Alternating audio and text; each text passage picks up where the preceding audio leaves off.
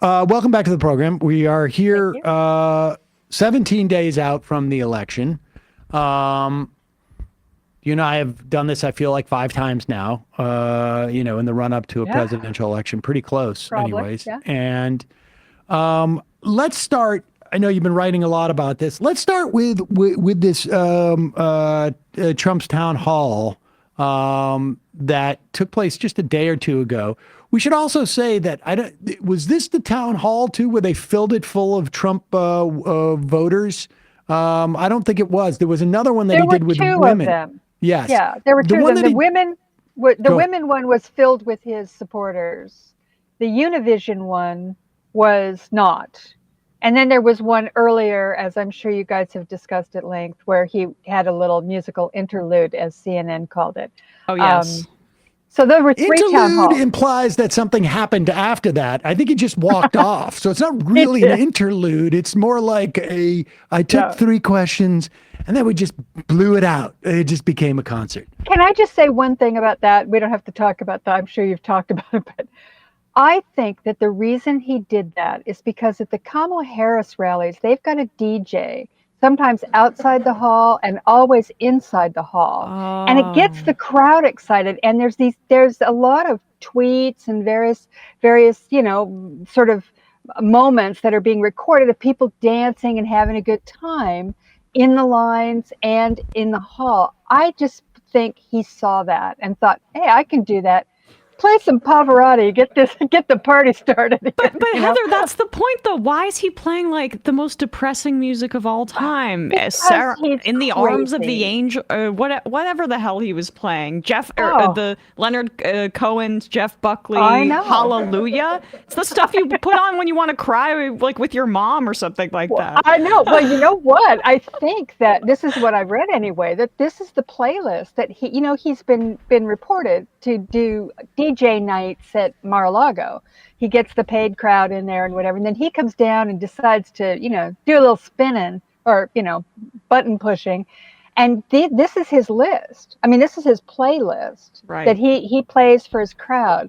And I think for some reason, I guess it makes him happy. I have heard that, cult leaders often do this. They play music that makes them feel good and sort of, gives them, I don't know why Alleluia makes him feel good, or Ave Maria, or any of the others, but that seems to be what he did. So anyway, I don't mean to belabor it, but I just wanted to point that out. Well, the Ave Maria is it has to be that he saw, it's some movie. I can't remember what it was, but it's some like mob movie or something like that. Yeah. What is it? Is it in The Godfather?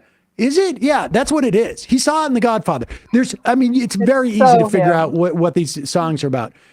He saw them in The Godfather, or they played him in Studio 54. That's the only reason why he does YMCA. Yeah. It's because it reminds him of the days where he's doing, God knows what in the bathrooms of Studio 54. And the interesting is Ave Maria played twice, which means that his entire playlist is 35 minutes long. Maybe there's only 5 or 6 songs on it. I think so. But anyway. It also suggests that, and I think they must know this, because like when Harris said at her campaign rally the other day, where there was like some, anti-choice protesters, she said, I think you're at the wrong rally. You want the small one down the street. Yeah. I think they know that he is obsessed with the rallies. Yes. And no doubt. We've had people who will monitor our show because they're so obsessed, that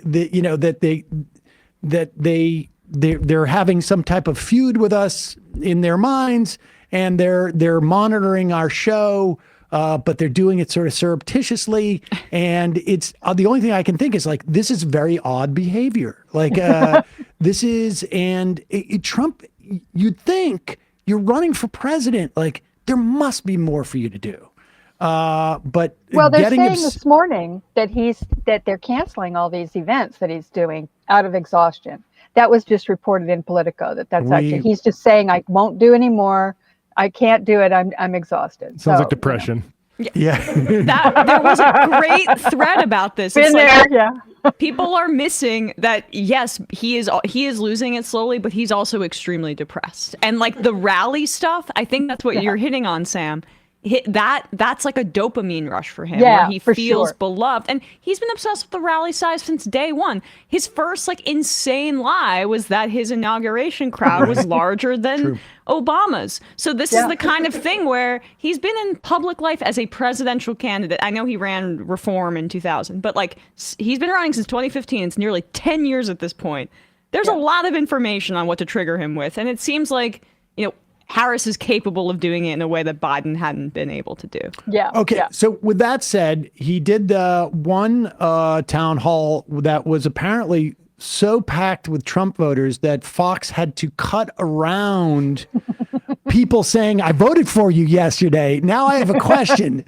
And so it makes it really hard to say they're undecided voters when they're bragging to Trump that they've already early voted for him. They literally had to cut around that stuff. They did. But here is Trump with the Univision town hall, and let's just play this clip and then walk us through, like, you did a piece on this particular, I think, voter. I am a Republican, no longer registered though.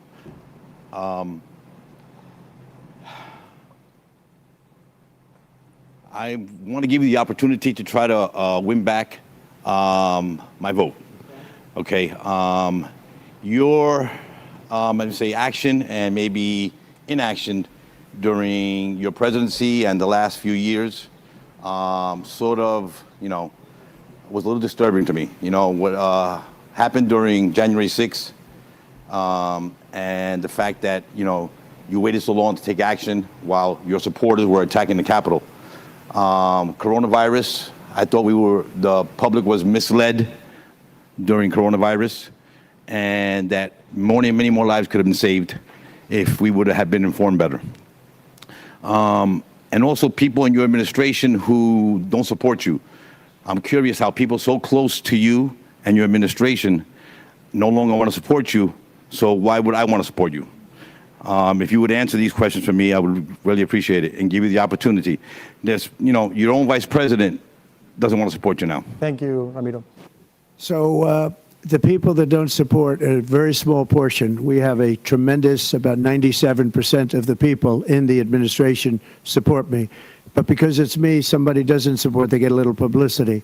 The vice president, I disagree with him on what he did. I totally disagreed with him on what he did. Very importantly, you had hundreds of thousands of people come to Washington. They didn't come because of me. They came because of the election. They thought the election was a rigged election, and that's why they came. Some of those people went down to the Capitol. I said, peacefully and patriotically, nothing done wrong at all, nothing done wrong. And action was taken, strong action. Ashley Babbitt was killed. Nobody was killed.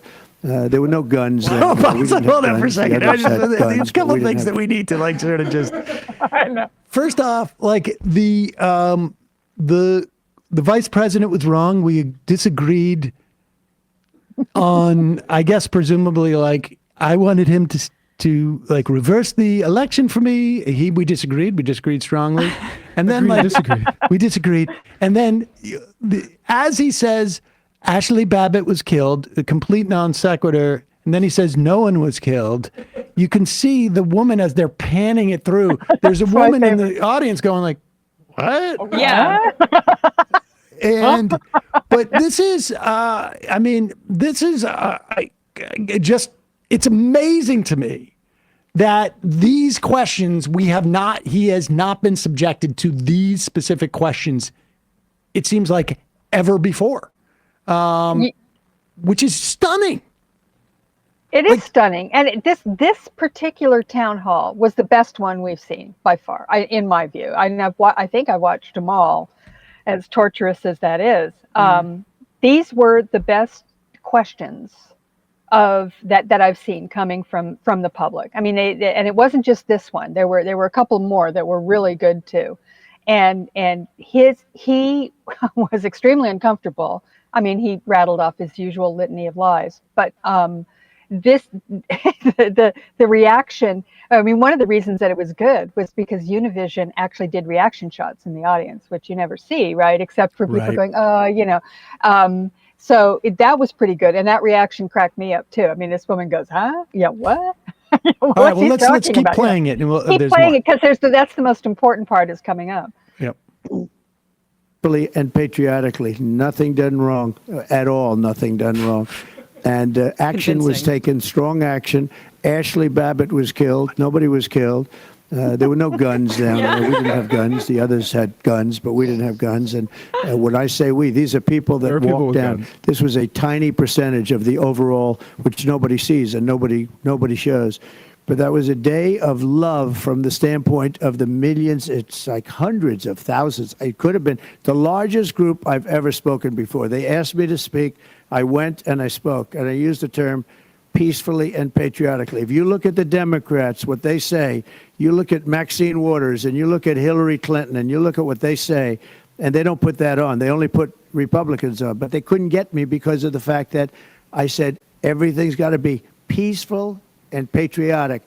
And we'll see how it all works out. But I think that we're right now in another election. All I want is honest elections. I'm willing to take any chance. I want honest elections. Well, the big thing, let's just start with the, we didn't have guns. The other side had guns. Aside from, if there are only two sides, maybe there was like a couple other sides that we don't know about, but the guns that the other side had were police officers who were like literally terrified that the Congress people were going to be, they're trying to hang Mike Pence. And the other weird part about it is the we part seems because wasn't the story, I mean, it's evolved, right? Like they're just tourists. Some people went rogue. They're patriots. Antifa herded them in there. Like Antifa, like that was the big thing. FBI agents. Now it's we. Yeah. So and of course it was a day of love. He loved it. He loved it. He loved it. Yeah, for sure. Well, I mean that line there where he said, we didn't have guns. Yeah, the other side had guns. That kind of says it all, right? I mean, and he's been denying that, he had anything to do with that. But let's face it, he's also saying he's going to pardon them all. He calls them hostages. He's, saying that they've been unfairly, they weaponized the government against these people, that they were just, it was a peaceful protest, et cetera, et cetera. So we've known, of course, that he considers them his people. But actually saying that, he's in the midst. People may have forgotten, but he has been charged with several felonies for being involved in what happened that day. And he denies that he had anything to do with it. Today, apparently, the special counsel, Jack Smith, they're going to release a whole bunch of new information from the charging documents that have been redacted. And the judge said yesterday, well, no, we're not going to withhold that. It would be, I liked how she said this too. She said it's not, it would be election interference just as much as if I withheld it as if I don't. So we're going to go with transparency and we're going to release it. Now, not all the stuff that was redacted is going to be seen, but a whole bunch of it is. It's going to come out today, maybe coming out right now. I don't know. So we'll see more.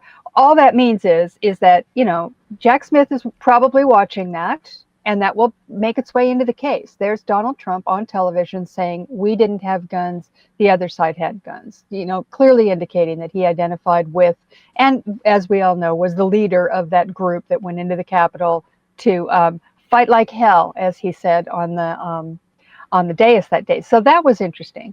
The Day of Love was also interesting. He said it before, and it's just so ridiculous. It just, again, that's some throwback, I think, to the 1960s.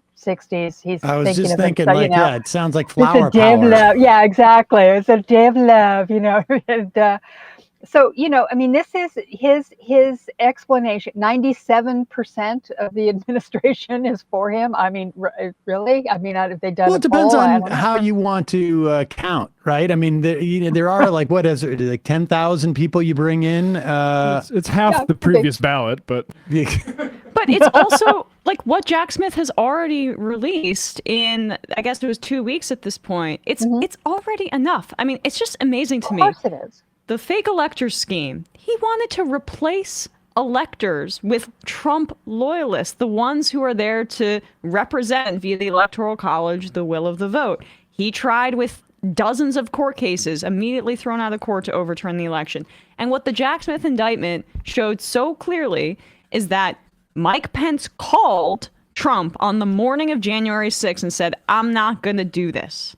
Trump had taken out the part where he said, criticized Mike Pence in his speech to all the January 6ers prior to that call.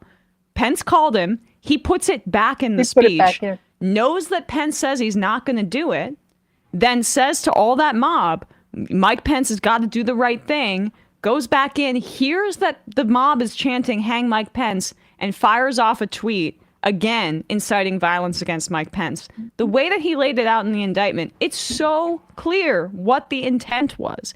He wanted to stoke at least the threat of violence against his vice president as his last-ditch effort because the electors scheme in the court cases failed. There's no ambiguity here.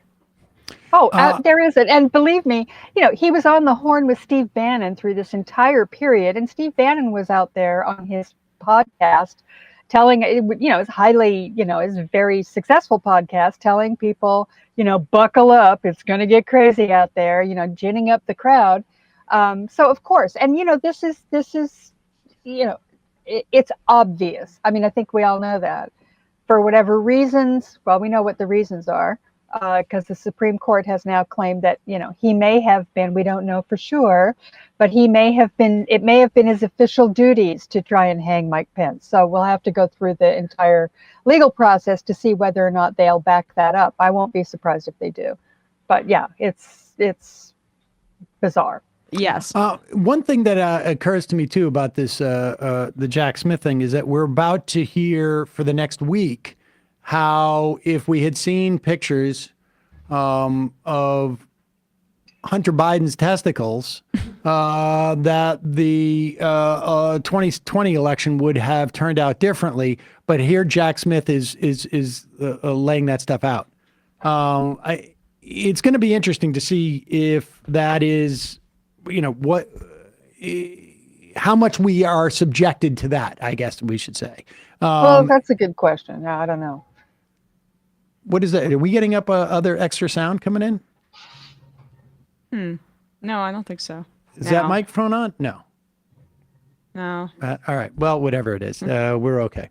So I want to go to, so that's the town hall. I mean, it was interesting. I don't know how much that gets picked up, but what I also found interesting about that guy was, and I've been struggling with her, with Harris's strategy, right, over the past 4 or 5 weeks. The idea that really maybe in the wake of the or during the convention, but the idea that so much of the strategy has been we're going to go for those sort of wobbly Republican voters, and moments like seeing that guy in the town hall make me think maybe there's value in it. He's a Cuban descent. That's where the Republican stuff comes from in New Jersey. Seems like the sort of Trump voter that you lost maybe at different times. And so I don't know. What's your sense of Harris doing this?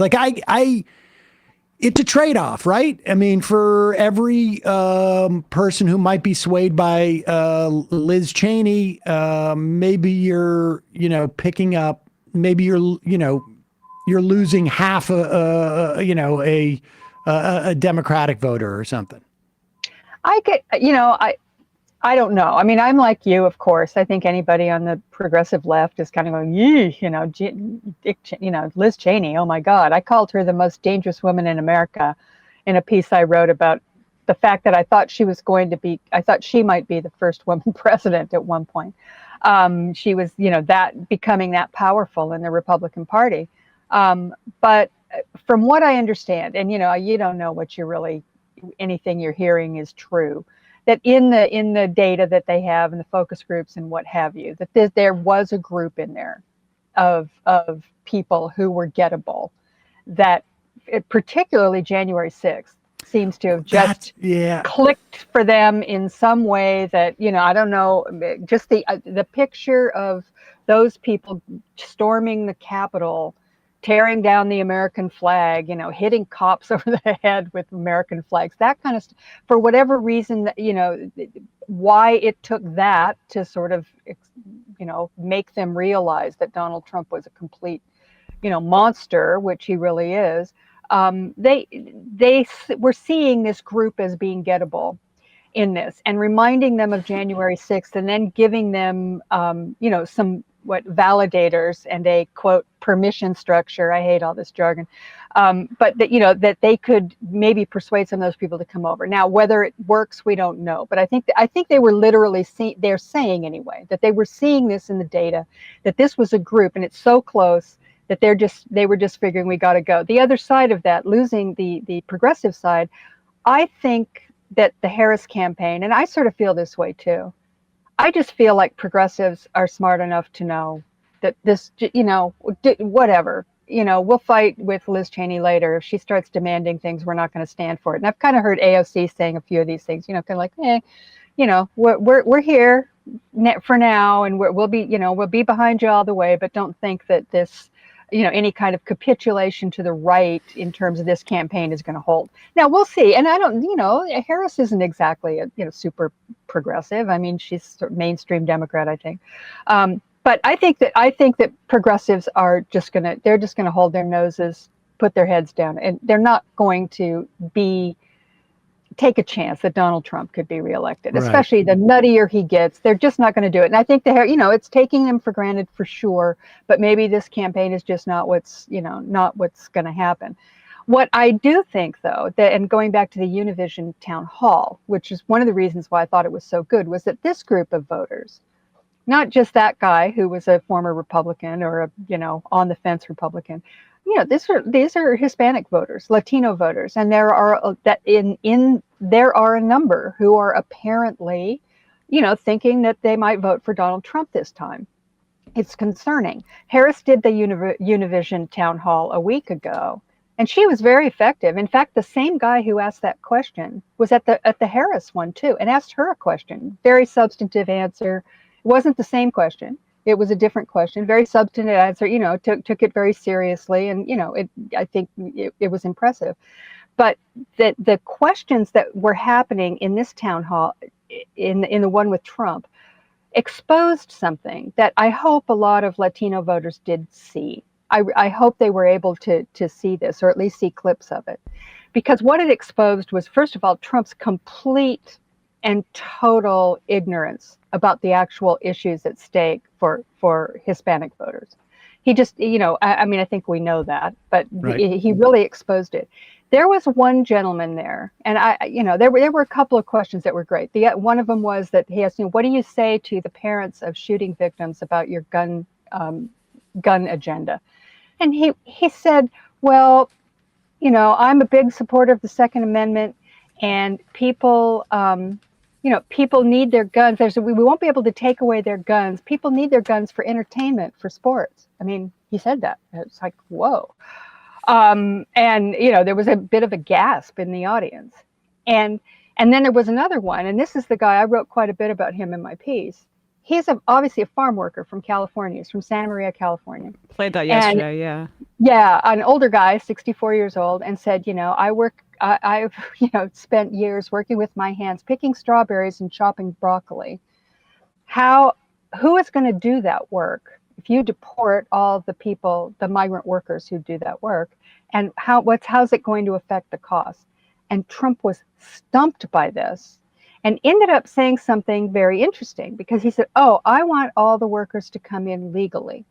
I just don't want them to be illegal. And I don't think he really understood that this guy was a farm worker. He had it in his head that he was a farmer, which I guess you can call him a farmer, but he's a farm worker. And he said, we just want people to come in legally. And I've been hearing Trump say this lately about the deportation plan that he has. Oh, I just want to we need lots of people. We need people here. And I just want them to all come in legally. Now he's talking about, maybe a version of the old Bracero program back in the was started in World War II. I think it went all the way through the 60s. They changed it to the H-1A visa for temporary farm workers. In any case, his plan, which he obviously doesn't know anything about, is to eliminate all of that. No guest workers, no temporary visas, no anything. So he may not know that, and I've heard that it's Elon Musk who's telling him, you should really emphasize the legal immigrant thing. But he doesn't understand, and this guy understands, and I think most Latinos, anyone who's got any relatives or anybody who may be working in that sector or have some experience in that sector, understand that this is a disaster for the American economy if they deport all these people. And they're, of course, the easy pickings, right? It's very easy to just go up to a farm somewhere in California and just start picking people up, if that's what you want to do. The people who are picking the strawberries and chopping the broccoli. So, what he's talking about, he's going to come up against a big force within his own party, led by a guy named Stephen Miller and a whole bunch of other people who believe in the Great Replacement theory. And the Great Replacement theory says we don't care about the economy. This is a matter of life and death for our culture. We have to get rid of these people that are polluting our culture. That's where the poisoning the blood comes in. That's where all this fascist talk comes in. And that is what, I don't know, Trump happy to deport people. I'm sure, this is his big campaign. He believes he can win by, demonizing immigrants. And believes he won in 2016 by demonizing immigrants. But the real plan here is very, very, it's fascistic. Right. And he doesn't know it, but I'll tell you something, that guy knows it. That's the whole point. I mean, at the end of the day, I wouldn't, Donald Trump is not pulling the levers. It's that he has an agenda that is, vaguely racist in his mind, but really just ultimately about, full-on kleptocracy and with racist undertones. And, he's just going to let his guys do what they do. I mean, this is, But I do think it's freaking out the business press. I mean, I think that's part of the stuff where Harris is gaining on the economy. Yeah. It's the tariff thing and this kind of rhetoric that has them more like, okay, maybe this is a more stable option for us. And it's also part of what gives me a little bit more confidence in terms of her floor. I think so too. And the one thing I just want to mention about this too, Elon Musk, you have to, sort of put him in here. He is a big proponent of the Great Replacement theory, but he's bought into the idea that they're bringing in people, the Democrats are bringing in people to vote for them. That's the old Ann Coulter Adios America thing. You remember that was from a while back. But that's part of the Great Replacement theory too, is this idea that they're going to come in, they're going to all vote for Democrats. And can I just say how weird that is? Because we're talking right now about how Donald Trump is making huge inroads with the Hispanic community. What are they talking about? The tendency of immigrants, particularly from Latin America, to have conservative social, cultural values and outlook. I mean, it's well sort of documented. And sometimes, I think that's what we're seeing, frankly, with a lot of that is less. Sure. Let's turn to but the bottom line is even if that's the plan, right? It's like a 10, 20 year, a 30 year out plan at that point. And, I don't know how you predict that, which way folks are going to go at any given time. I mean, obviously, it's hard to understand why people would vote for Donald Trump in many respects outside of just sort of a general disgust. But we have a significant amount of population in the country right now who believes the most bat crap crazy things, as if they're real, in terms of the pandemic and QAnon and just all of it. And all right, well, to briefly talk about with that happening, and I don't know if we're going to get to. I want to talk a little bit about like sort of some of the early voting results that are in. I think we got a little bit of time to do that. Let's play this clip, because then I do want to get to that piece that you did about New York and California, because I think this is one of the more interesting things about what Trump has been doing when he has the energy. Here, this is a clip from Midas Touch show, where they're interviewing a guy named Tom Bonnier, and he is he works with a like a Democratic, I think, data firm, or Democratic supporting data firm. So is Midas Touch, right? Like, we should just put that caveat in. They're a Democratic Party kind of yeah, they're their show. Yeah, but group. I mean, nevertheless. Yeah. Here is he's breaking down the early votes coming out of Michigan. Obviously, Michigan and Wisconsin in particular in Michigan in particular, we've heard Stefanik say that her internal polling says that Harris is down in Michigan. Yeah. We've heard other Michigan Democrats. I mean, this is like so difficult to sort of get a sense of what's actually going on at any given point. I don't know if this gives us a better sense, but these people have voted already. So we have let's just listen to this. There was a post that you made recently. One of the theories, this is what you write, one of the theories of Trump's path to victory is an increase in turnout and support among young white men. Well, it's too early to say one way or another, but the turnout gender gap in the male voting in Pennsylvania so far is bigger in favor of women than it was at this point in 2020. The gender gap is even bigger among young voters in Michigan relative to 2020. So talk us through this, and then let's talk more broadly about some of the trends you've been able to see thus far. Yeah, this one surprised even me. I didn't expect to see this in the data. And, part of the reason is we've been hearing for 4 years now, or almost 4 years, that Republicans were going to fix their mistakes from last time. They were actually going to push their people to vote early. They realized that Donald Trump convincing his supporters that mail voting was fraud was a tactical error, and they were going to change that. And so our expectation has been that we should see Republicans accounting for a much larger share of the early vote than we saw 4 years ago.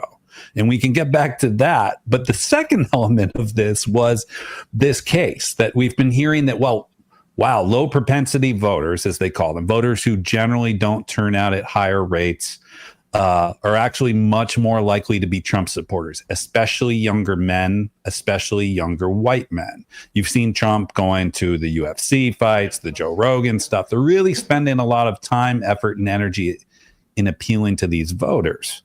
And you can argue about whether that's smart or not.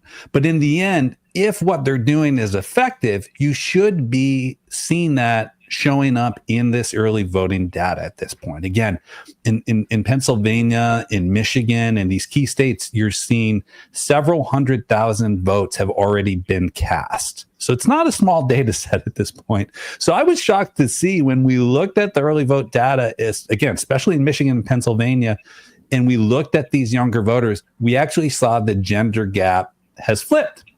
It's actually wider now, that women are accounting for an even larger share of the early vote than they were at this point in 2020. In the end, I probably shouldn't be surprised, right? Because we've all been talking about this for 2 years now. Since Dobbs, the group that has been most energized and activated in this post-Dobbs environment is young women. But what it's telling us is these Republican efforts are failing. And, perhaps they're paying the price for not building a true on-the-ground campaign. And there's a couple of themes in there that, we've been talking about. It's been, something that we've been speculating for, months and months. One being, is it a good strategy to go after, and they've been doing this mail thing for 4 or 5 months at least, going after low propensity voters, because low propensity voters are low propensity voters. They don't come out very often. And, I always, after having gone through this a half a dozen times or so, whenever I hear somebody like, we're going to get the people who don't vote to vote, you know, it happens. It's certainly, you know, we've seen record-breaking numbers over the Obama past. coalition had a lot of low-propensity voters, but it hasn't been the case for Biden, and I don't think that's the strategy for Harris. We've had record-breaking, you know, percentages of people voting, so more people have come out, but it's not been the strategy per se. Yep. It is like people are getting caught up in the enthusiasm. When people have to articulate that's the strategy, that's when I get a little suspicious. And the other element of that is like the low propensity voters, and the fact that like you got Elon Musk just pouring money into some outfit that didn't really exist 6 months ago, and Charlie Kirk running the other Get Out the Vote, which is all centered around an app that you got to pay for to actually do the work. And Sam, remember that article that we were talking about earlier in the week? The New York Times said that the Trump campaign has something like 11 full-time staffers versus the hundreds they had last time and the hundreds that Harris does, because they're outsourcing campaign operations to Turning Points USA and to Elon Musk, which this is what I like, trying not to be overconfident. But if we heard a Democrat was doing this, we would be ripping them to shreds and saying how they're going to lose the election. Yeah, no doubt about it. I mean, this is particularly fascinating to me. This idea of the young guys not showing up for the early vote and having the gender gap widening, and apparently the younger women showing up in droves to vote early. And in fact, people are voting early in massive numbers everywhere where there's voting early, even in North Carolina, and they're I just saw that piece today. Yep. You know, I mean, this is kind of interesting. Now, I don't like to get my hopes up about early voting because I've done that before, and then, you know, it all evens out in the end. But if it's this low propensity, you know, young bro, you know, voter, Joe Rogan voter, I don't know about you, but I have a feeling that the young Joe Rogan voter isn't going to get up early on election day and go, wow, I'm going to go stand in line and I'm going to vote, and I'm going to stand in line with all these old white people and, you know, whatever. And then I'm going to wear my I voted sticker. I mean, that's just not a ritual that particular group, I have to assume, is just really excited about doing. That just doesn't track for me. They don't have a big stake in this. This is all about, in fact, I heard it was Mark Cuban yesterday. They were asking him, what about the manosphere? You're involved in that. Where's that coming from? And he says, they think Donald Trump's a gangster. That's what they said, tell me. They think Donald Trump's a gangster. That's just fun and games. That's not rolling out of bed and going and voting on election day. So if they're not voting early, if they're not just filling out the ballot, if they're, you know, sitting around the breakfast table while they're eating their Cheerios, then I just don't think it's the election day vote of those kind of, you know, the odd voters that are, you know, low propensity voters. I don't see that's going to happen. I will be very surprised.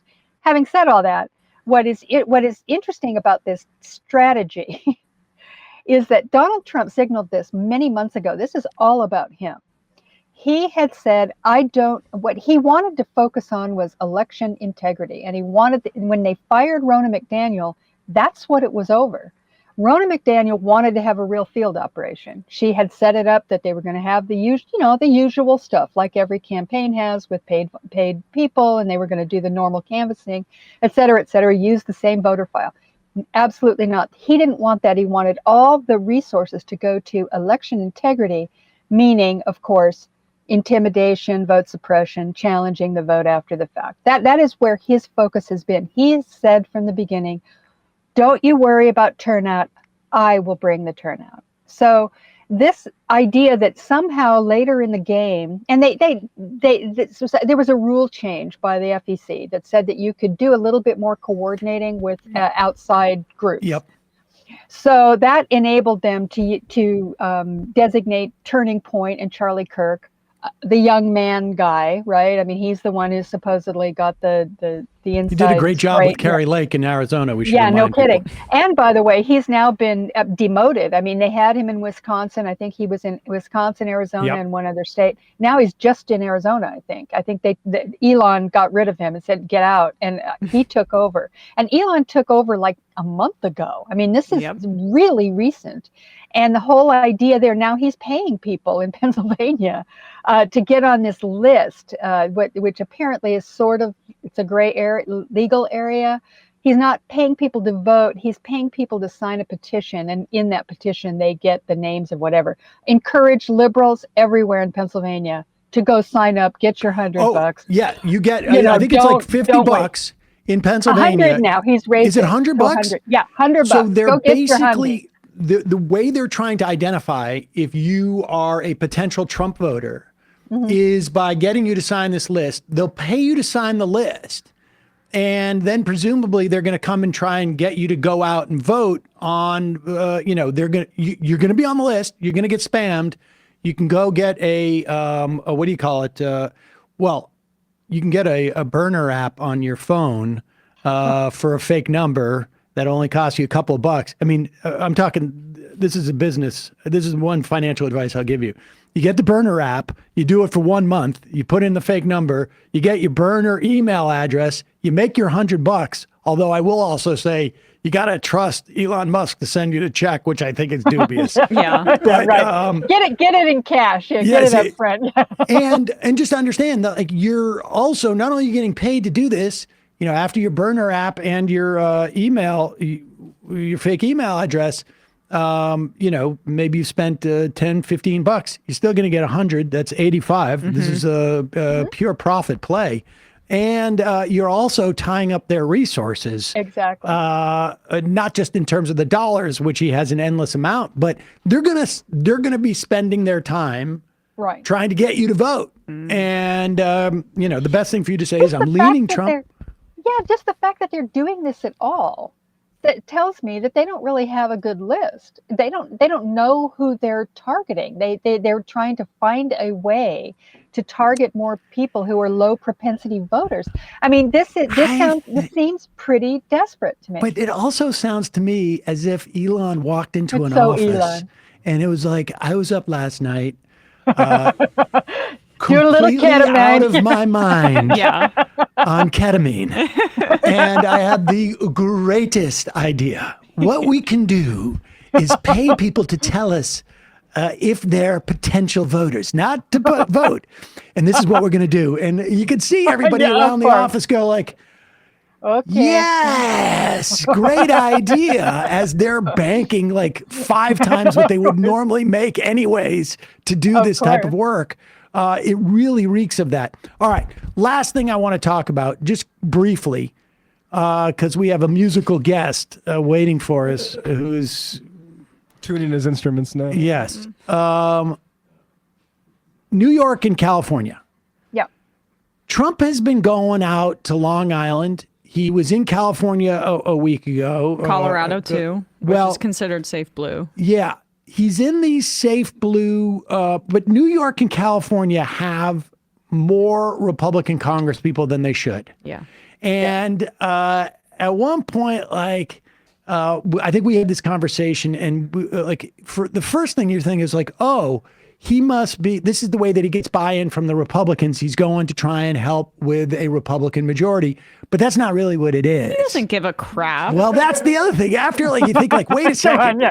That's wasting his time. Come on. No, what you wrote about this, he's got, and it dovetails with what you just said about they are laying the groundwork for the I don't know if they consider it a strategy A or strategy B, but it's like an insurance policy. Yeah. What can we do before the election that begins to build the case that the election was stolen?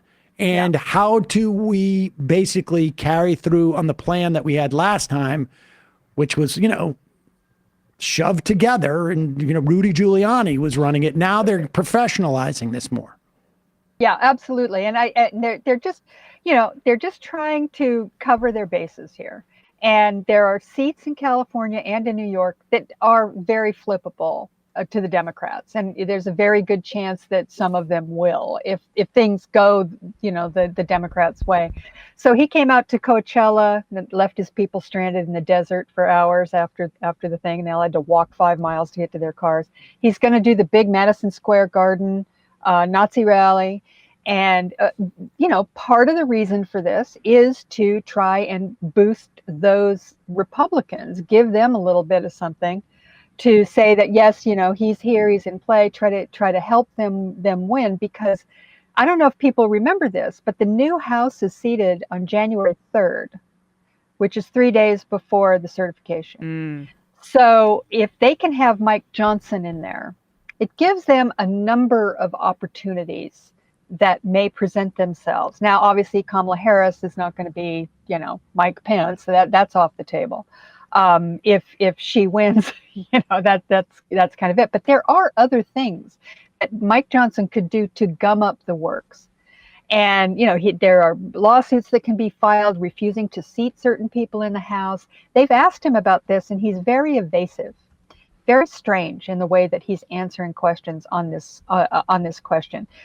If the Democrats, don't win the House back, which, who knows? But if Mike Johnson is the speaker on January 6th, there are things that he can do. Even under the new Electoral Count Reform Act, there are things that he can do. And he has expressed a willingness to do, to contest the election. He wrote an amicus brief the last time to take the case to the Supreme Court, which didn't go anywhere, and the court didn't take it. But I don't know. Will this court take it? Maybe. It's a different court. They seem pretty inclined to help out old Donald Trump. And then we've heard Chris LaCivita, the campaign manager for Donald Trump. He was at an event with Jonathan Martin from Politico, and Martin asked him something about, so what do you think? Is there going to be a big thing after the election? And LaCivita said, the election will not be decided until the president puts his hand on the Bible and takes the oath on Inauguration Day.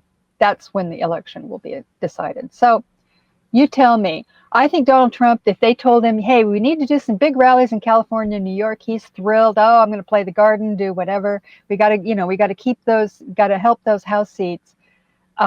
He may not know what the long game is that they're playing. But I think his campaign knows it, and I think the Republican Party knows it, and I think that they are absolutely using that as a way to potentially try and hold on to the House. And it's a twisted and scary thing. In fact, at some point, I don't know if I'll talk to you before the election, but whatever happens, the election is not going to be over when the election is over. Yeah, somebody asked on the IM why I keep referencing that. Like the count. It's likely that the count is not even over on November 5th. But even once the count gets over, there's gonna be contention. And the real question is how much, who controls the House and the Senate for that matter, and B, how much the press entertains this as a legitimate enterprise. Yeah.